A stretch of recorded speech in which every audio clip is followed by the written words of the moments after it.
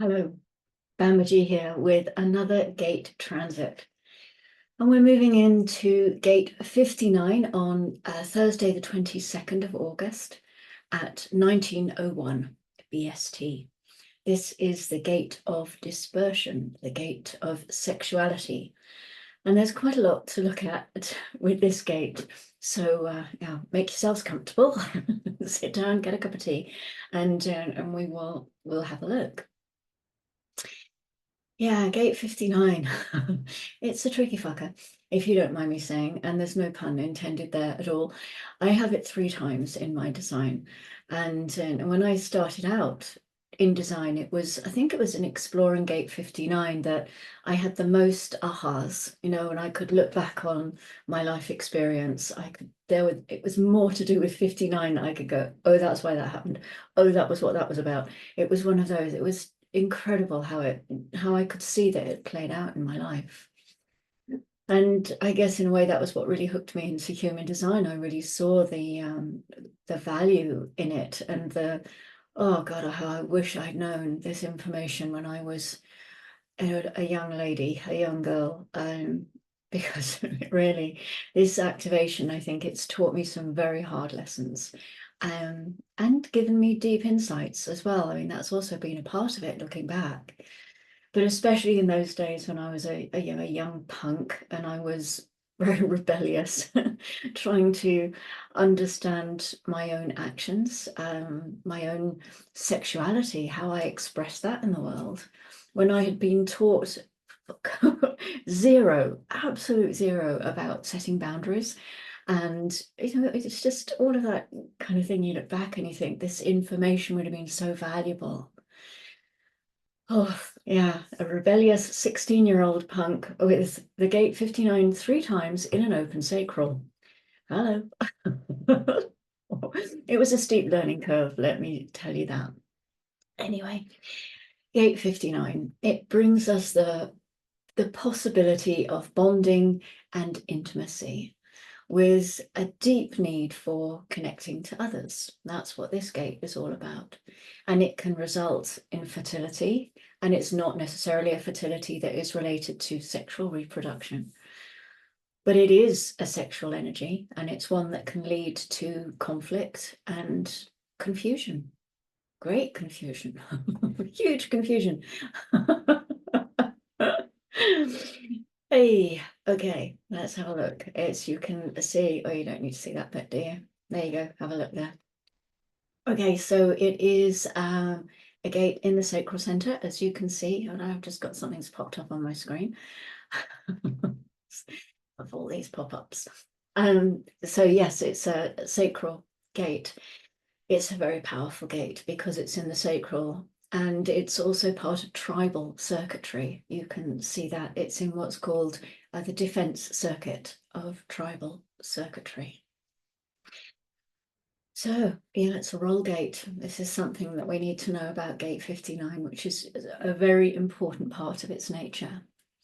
It is through gate 59 that our sexual types are defined, really, our ways of meeting each other, our ways of bonding and finding union. These are the sexual types. That's what I mean by that. So it's a sacral power. It's rooted in the possibility to break down barriers, and it's the sacral power that gives it that, the sacral center that gives it that power. Getting my words mixed up. It can also penetrate auras. This is another part of it. It breaks down barriers, it penetrates auras, it gets in there to other people.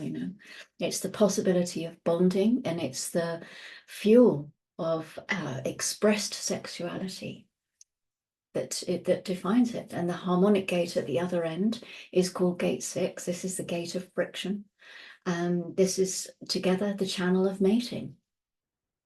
It's a design focused on reproduction. So here is the dynamic power of the sex drive, really. This is where we find it in the chart.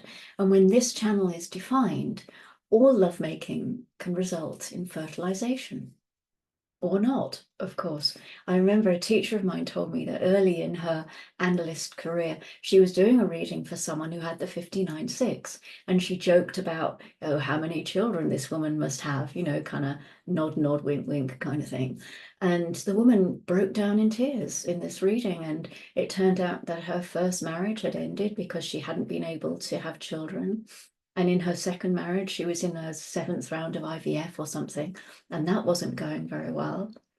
So that was a really good lesson in that thing about saying or not. And it seems sometimes a bit of a, you know, it's a way out, isn't it? We're covering our backs by saying or not. But the opposite expression of every gate is absolutely valid. You know, it's just as true as the standard definition that we give. And so that or not isn't just something sort of abstract or spurious that we stick on the end. It really is a function of the gate to express its binary or its opposite. So it is good. And I maybe don't say it often enough, but please remember the or not whenever we look at any of these activations. So the 59 is the potential in humanity to be fertile and to be fertile in its intimacies. And fertile in the sense of being reproductive, that's certainly some, that's the ability to fertilize and create new life, but also a fertility for the potential of any intimacy, whether it's a friendship or a partnership or anything else. There are 3 social channels in the body graph, as you might expect. This is the most intimate of the 3. This channel of mating carries a different meaning when it connects people who are not lovers. You know, it is expressed as a deep connection to others, and the resulting fertility there can be applied to projects or to careers or even deepening that friendship or that relationship. It's not limited to physical reproduction. Although you could say that's its primary function, really, simply because we are humans and there is a drive within us genetically to survive as a species. And in order to do that, we have to reproduce. So this is that genetic imperative to reproduce.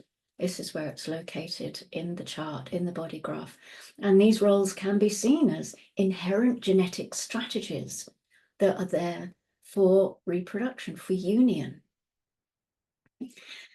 The energy of gate 59 can be really confusing to others. You know, the 2nd and the 4th lines, for example, when you look at them, and they are often assumed to be sexual. But when you get into their descriptions, which we'll do as we go through the week with this transit, you can see that they're not. They're obviously not sexual, but the assumption or the projection that they are, that can lead to conflict. It can lead to misunderstandings. Those with the 59, either on its own or in the channel with the 6, these are people designed to be great penetrators of aura. And it's a gift for them. It's how they're designed to be. You know, you can't keep them out of an aura. If there's an aura in the room, they're in there. So you can see why kind of strategy and authority is really important. Awareness of the power of this gate is really important. Education around this gate is really important. You know, it can be very misunderstood. The energies can be felt by other people, and other people, you know, if you don't understand it yourself, what chance does anybody else have? So at least if one of you is correct, you know, behaving correctly around this gate 59, it can be very helpful, because the results otherwise can be painful and they can be long-reaching, long-lasting. So gate 59 is really important. It has considerable importance in our lives because it conditions so much of our behavior. We have 6 different gates in the body graph that are called role gates, and 2 subsidiary role gates as well, but 6 main role gates. And 4 of them are located in the G center, so they are to do with our identity and that direction in life, how we express that. And 2 of them are in the sacral. So we've got the 59 that we're going to be looking at through this transit, and then the 27, which is its mirror coming off the sacral, pointing towards the splenic system. The sacral center is our genetic role generator. And it's very important to understand these genetic roles and to understand that they are about what is necessary to satisfy the genetic need of the program. It has got nothing to do with the person, with the essence of the person carrying the 59 activation. It's got nothing to do with their mind or their feelings. It is really simply to do with the genes, with a genetic expression, with that imperative. Well, not that there's anything simple about genetic imperatives, of course. Both the 59 and the 27 on the other side, they describe genetic strategies. They do not describe the person. They describe a role. I really, really want you to hear that. They describe the role, because we can take our roles very personally. You know, we can wear them like a badge of honor or a comfortable coat. But we can also be very judgmental around them, both for ourselves and for other people. So it's just a thing to bear in mind when we go through this, that role gates never describe the person, but only the role. You know, it's really important to get a handle on that, because the confusion can come when we mistake the role for the person, and the misunderstanding can lead to conflict and friction, of course. You know, those energies, excuse me, those energies that we find in gate 6 at the other end of the channel, they can feed in. So the two role gates there rooted in the sacral center each have a harmonic gate connection, of course. And those also have a deep impact on our lives. And you can't talk really about one without talking about the other. So you got the 60th gate on the side that we're talking about with the 59, and the 50, which is the harmonic to the 27. And the 50 is the splenic gate. And they both generate waves and frequencies, and they're incredibly important gates for that reason. They have a huge impact on us. So we're not looking at the 50 today. We'll look at that another time when we come into gate 50 or 27. But the 6th gate, as the harmonic to the 59, this is the solar plexus gate, and it generates all of the emotional waves. The 6 is like the linchpin for all of the other waves.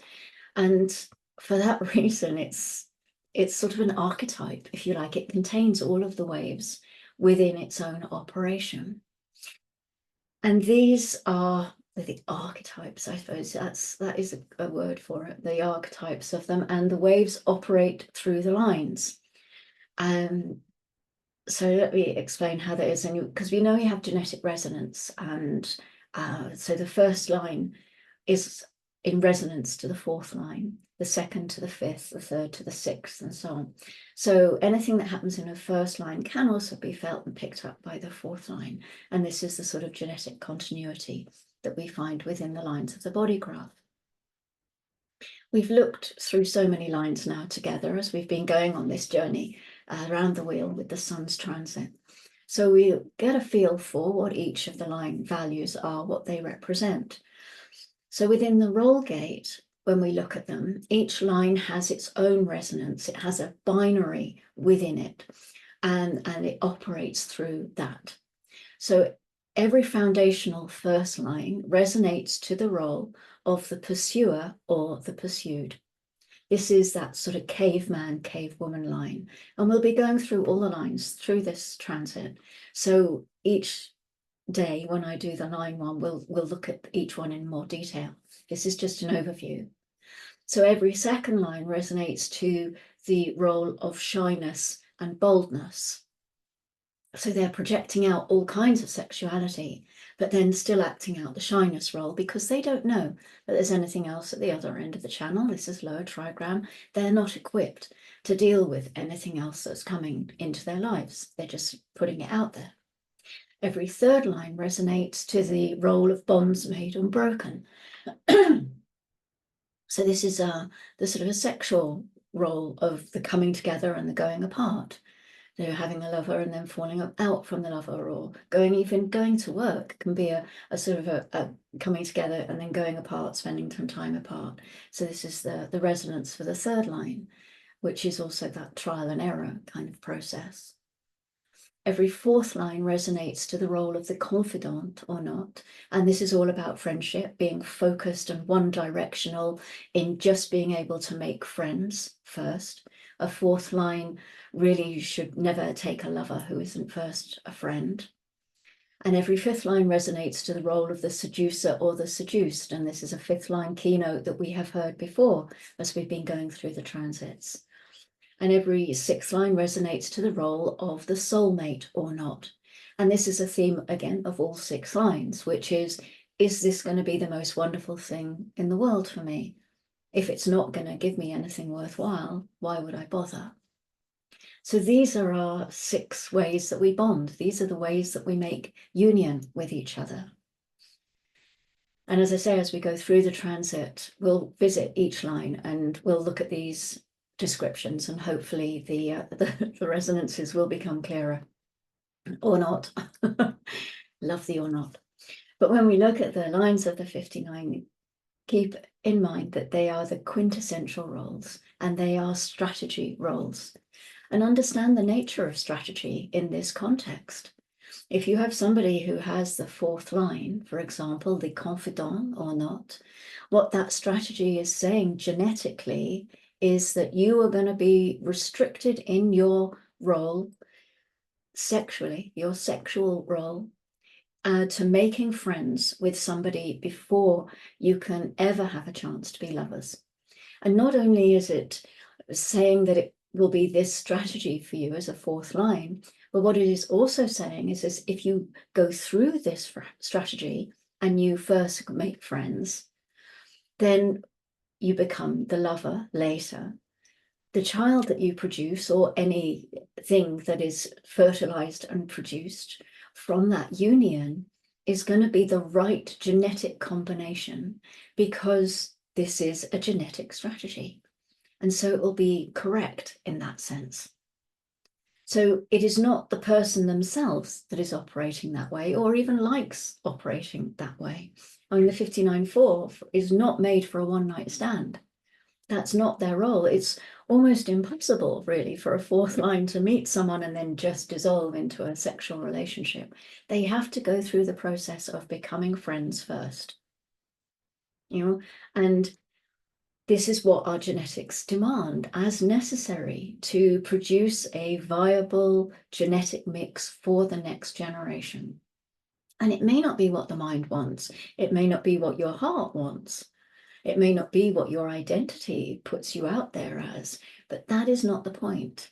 It's a genetic imperative to behave in a certain way, to draw a certain person to you, to create a bond that is genetically perfect as far as the program is concerned.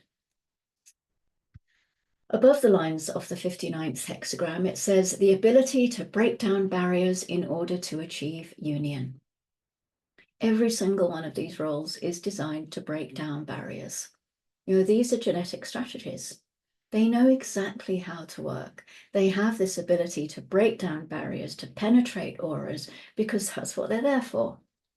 Gate 59 is capable of penetrating the other at a very deep tribal level, being able to get inside the aura of the other, truly connecting to them. And you can see as you move through the lines themselves, the technique of using shyness, creating a false barrier in order to draw the right attention, or the openness of the 3rd line, or the brotherhood, sisterhood of the 4th line, the seduction of the femme fatale or the Casanova, and that 6th line looking for their role mate, and even the caveman, cavewoman line. These are mating rituals when you get down to it. The 59-6 is the only direct connection between the sacral and the solar plex, 2 very powerful motors. And the 6, as we said, is the generator of all the emotional waves. And this means really that, in the not self world, at least, the wave that comes through from the solar plexus, it distorts any possibility of seeing truth in the now.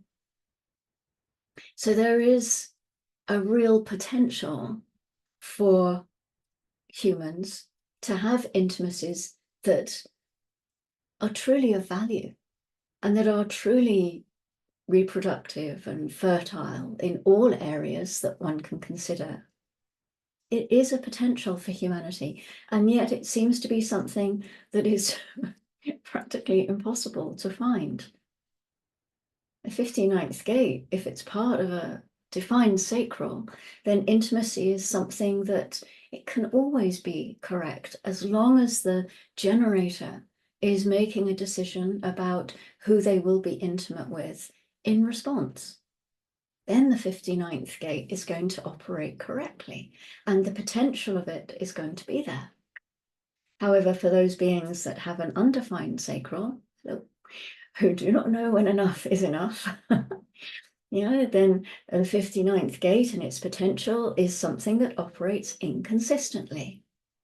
And so often these beings, I'm not just talking about myself, I want you to know. I say these beings, there's a lot of us undefined sacral people. We enter into the wrong relationships at the wrong time. Not that there's necessarily a right time for the wrong relationship, but you know what I mean. It's all about getting back to the basics of your design and surrendering to it and operating through strategy and authority. And then relationships have a chance of meeting correctly. That union can be so powerful, so strong. Correct intimacies in this life are so essential. We find ourselves through the other because they condition our openness, and that's where we go to school. Having the correct people conditioning us changes so much of our experience. But we can only find those intimacies and the value that they bring. And if we're being correct ourselves, if we can value ourselves.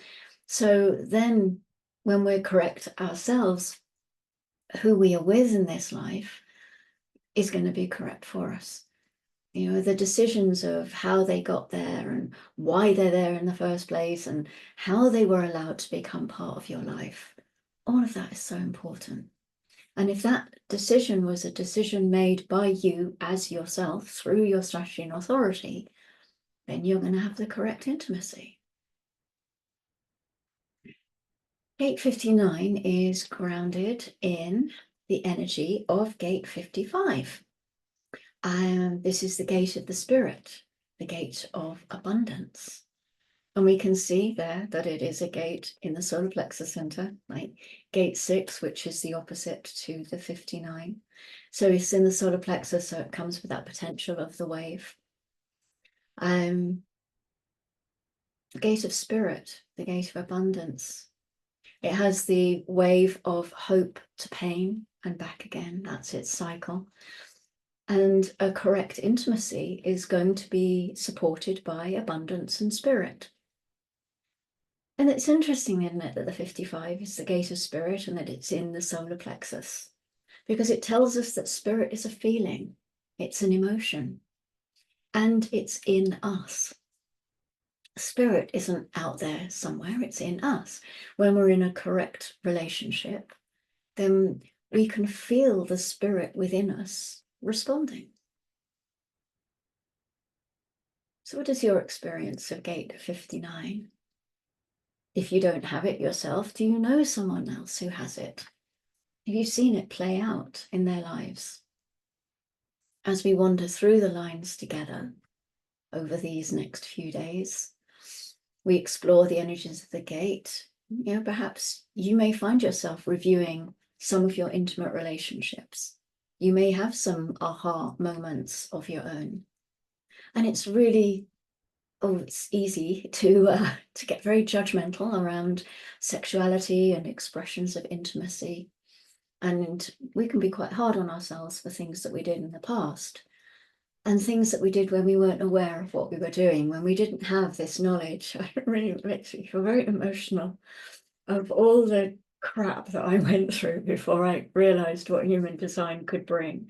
And although it's not helpful to have regrets, is it really? I can't go back and change that life that I had. It can be such a relief to realize that there is a force in play that is going to use us for its own ends. It doesn't have a moral code. That's not its imperative. And so because of that, because we're part of the program, because we're part of the mechanic, excuse me, we can let up on ourselves. We don't have to judge ourselves for our past behaviors. Yeah, the program isn't judging us. The program's just enjoying all these experiences that we're having. Everything goes into the field of consciousness and informs the totality. So being able to look at it from that sense, well, maybe that can also help. That can make things a little bit like, oh well, it happened. What to do? What to do? I certainly wouldn't do a lot of what I've done before again, but hey ho, I did it. And so this might be something that can be actually quite a cleansing experience, going through some of these really powerful gates, especially the roll gates, because you look through them and you think, my God, I had no choice. Really, I had no choice. Yeah. Anyway, enough. We'll be going through these gates together and seeing how they play out.